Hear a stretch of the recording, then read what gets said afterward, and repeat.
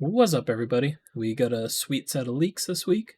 We got an in-depth look at Quetzalcoatl and Loki, and a couple other things that are going to be in the alpha. So I'm kind of blocking it right now, but in the bottom of the screen you can see pre-alpha footage, and it's a little cut off, but we're in the dev build. So a lot of this stuff is subject to change. A lot of these stats and abilities could change between now and global release, so just want to get that warning out in front. But yeah, without further ado, let's look at Quetzalcoatl, first one up. I'll probably bring myself back. So we can see he's an evoker.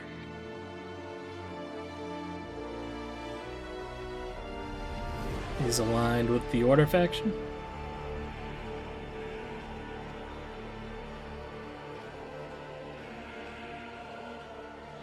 So right here, we're gonna see them star and level up the hero. And you can see it looks like there's some sort of experience currency here that's used for the leveling and for the star rank ups. Just real quick before it keeps going on. For the star rank ups, there's another currency being used up here. They did say in the alpha a couple of these screens are just going to have placeholder imagery just so you can see what'll happen during the systems, but it might not show exactly what is going to show in-game. So these little blacked out cards, I'm assuming will be heroes or chickens. And it goes on to show that there's an autofill, and there's already a setting system. So I believe this again might be placeholder. I don't know if it's the final image, but there's spirits you can use to rank up your heroes, along with food heroes. And you can see here it's set up to use the spirits and uncommon and common heroes, and leaving your rares, epics, and legendaries alone. And there's also other settings where you can sacrifice max level, ascended, awakened. Nothing too crazy, but really cool quality of life that we're gonna start with this when the game goes live.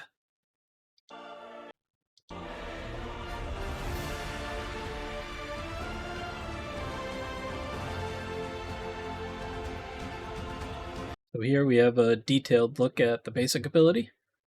Can attack one enemy, 80% attack, plus 230% resistance. So that's pretty cool that his attack is based off attack and resistance. And heal all allies by 10% max HP. This doesn't really make it clear if it's his max HP or their max HP. Either way, it's a nice heal to have on an A1, but obviously a lot better if it's based on his max HP. And if the attack is strong, places Petrify on the target for 1 turn. And just as a refresher, Petrify skips next turn. Increase and Divinity increase effects are reduced by 50%. So it's a strong disable. And here we have a detailed look at the core ability. Increase the turn meter of all allies by 20% and place speed up. Oh, didn't catch it in time. And place speed up on each target for 2 turns. Something I forgot to call out while we're getting into the kit. Leader bonus says 21% speed in all battles, but we were told by Simon that every leader ability was set up to work in the cavern. So this may not be in all battles when we get to the actual game launch. It might be something different like in arena or in dungeons. But overall, just off the core ability right here, screams, I mean, coming from raid, it screams arena, because you're getting a turn meter boost and speed up. It'll kind of really be impacted by where this speed leader bonus is available. And they did say they're trying to battle the speed meta with the way Divinity and Ultimates work and some other mechanics in the game. but this overall will be a great ability for dungeons and everywhere else in the game. And now we have the ultimate. I believe this one, they do go into all the buffs. So attack up 2, stats by 40, attack by 40. Raises crit damage and strong hit by 10, and accuracy by 40 on accuracy up 2. So you get all those on all allies for 2 turns. It's worth calling out, he starts with a base of 350 divinity. So you're basically already a third of the way there to your full divinity. Something else I'm interested in is it appears to have a passive on his ultimate. Will increase the ally with the highest turn meter by 50% when this hero divinity reaches 100%. Do you think this description needs to be cleared up a little bit?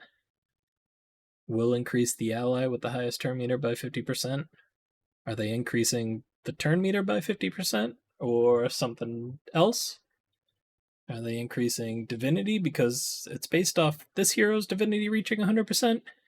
I'm assuming it is turn meter, but just something that could use a little clarification there. And his divinity booster is gain 80 divinity when an ally strong hits an enemy with an attack, which could be real interesting. We're still not 100% sure how strong hits work. We think it's affinity based. If you're strong affinity, you have a better chance to strong hit and do more damage, but it could also play into crit rate and crit hits. Sorry, might be a weird cut there. I was kind of thinking one thing and reread it and it made more sense, and what I was thinking was wrong. So here's his passive. It's a pretty strong passive, and we'll see in a little bit when we get to Awakening that becomes pretty insane. But basically, when this hero is defeated, revive all allies with 50% HP and increase their initiative by 5%. And it can stack up to 3 times. Occurs once per wave, which before Awakening, if it happens once per wave, there's your 3 stacks if you're in an area with 3 waves of enemies. But once we see the Awakening, it gets a little stronger and you might get those 3 stacks quicker. So here we have a look at a couple gear sets. See Kraken, HP plus 1% on each turn, up to 15 stacks, so that's pretty huge, getting up to 15% max HP increase. And then at 4, I guess I should have said that was at 2 pieces. And at 4 pieces, just a straight up HP plus 25%. And at 6 pieces, reduce damage from attacks by 15%. So that's great, boosting your HP and getting a damage reduction. Although at 6 pieces, that is a strong cost, so we'll have to see what some of the other sets are at launch to really determine. Here we have the Bear. At 2 pieces, defense plus 1% on each turn. Again, max 15 stacks, so kind of similar to the Kraken, but with defense. 4 pieces plus 25%.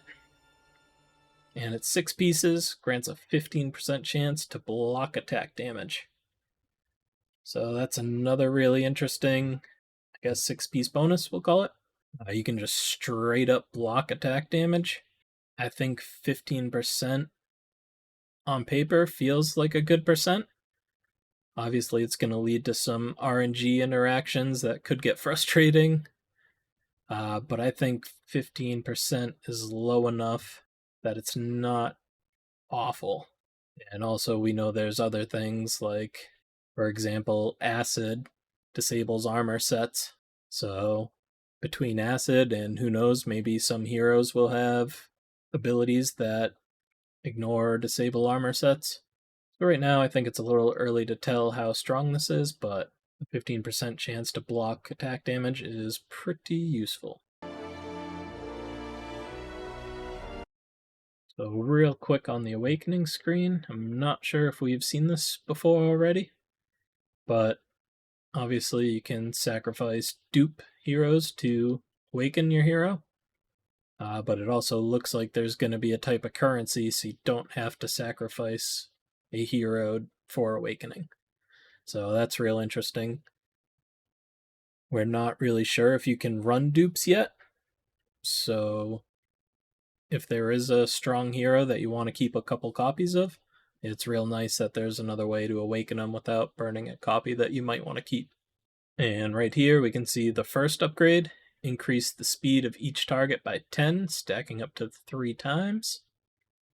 It says each target. I'm assuming this only works on allies. Otherwise, you might not want to awaken this hero if you're increasing the enemy's speed by 10 3 times. But again, talking about speed and getting your heroes rolling, that's going to be a huge boost right off the first awakening ability.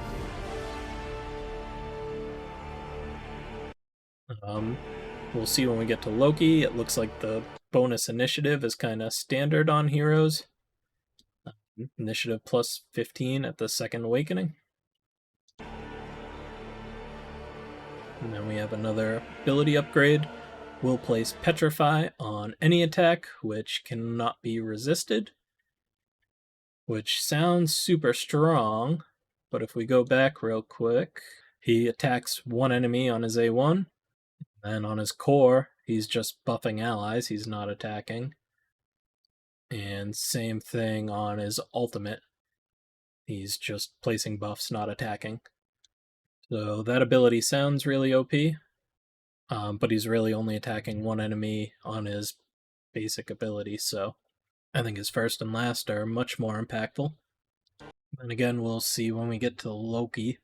I think the fourth awakening is another kind of standard thing where each hero will get initial divinity increased.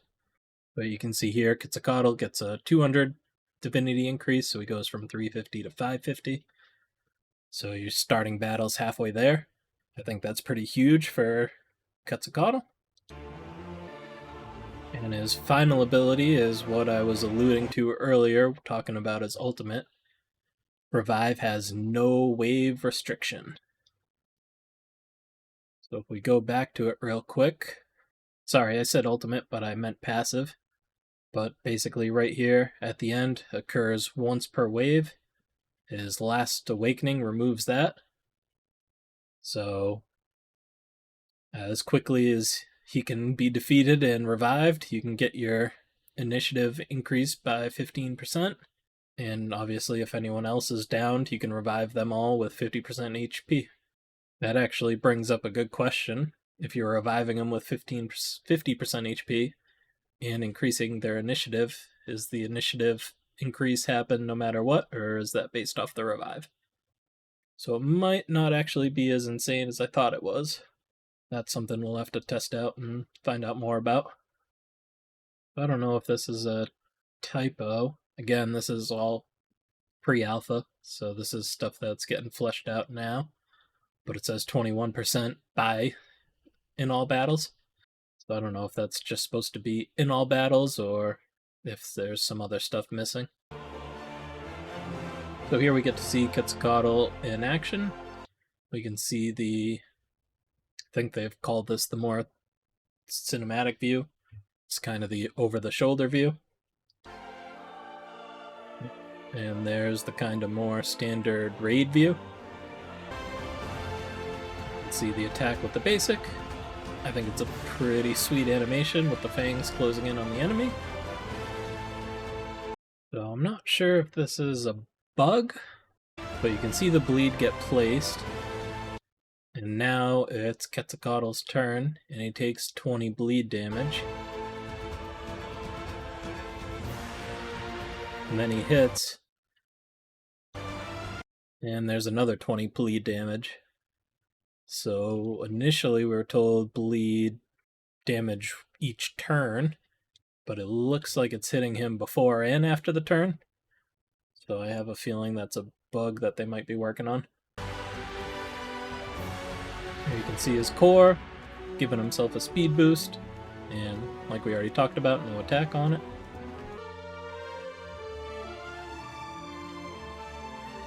here we get to see the ultimate. He looks pretty sick with that water coming all around him. And you can see again, no attack, but all the buffs on himself. And here they're just showing the other behind your team camera view. There might be some more weird cuts, but I just wanted to call out.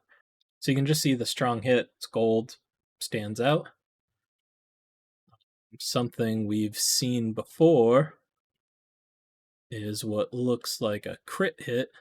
You can see right here it's in gold with this little symbol next to it.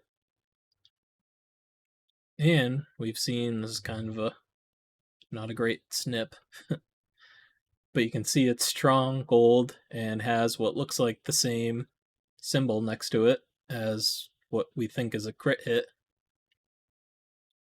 And here, no symbol. So it looks like strong and crit might not have to be at the same time.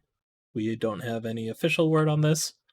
That's just something I've seen from different videos that obviously just kind of snipped and stuck in the back of my head. But could be real cool information if you just need to be strong affinity to deal strong hits. You can see the multiple bleed hits. That's coming from the more stacks, the more damage you're going to take. Right here we get to see something cool. They go into the full cinematic view with none of the icons showing. Kind of just a quick peek at that, but I think it's something fun to use. And that's all we have for our look at Quetzalcoatl. Ooh, totally almost forgot. Ragewood has a interesting video coming out on a cool combination with Quetzalcoatl. So I'm going to try and card to his channel up above, or maybe the video when it comes out. If not, a link to his channel will be in the description, so make sure to check out his video on Quetzalcoatl and the cool pairing that he has in mind for him. Hey everyone, editing here. We'll pretend the little logo in the corner is my camera. But yeah, this video ended up a lot longer than I thought it was. So I'm actually going to split it in 2 halves. So you just finished the Quetzalcoatl half, and I'm going to try and card at the end to the second part of the leaks, which will be on Loki. So that's all I got. Have a good one, and check out that other video. Thanks!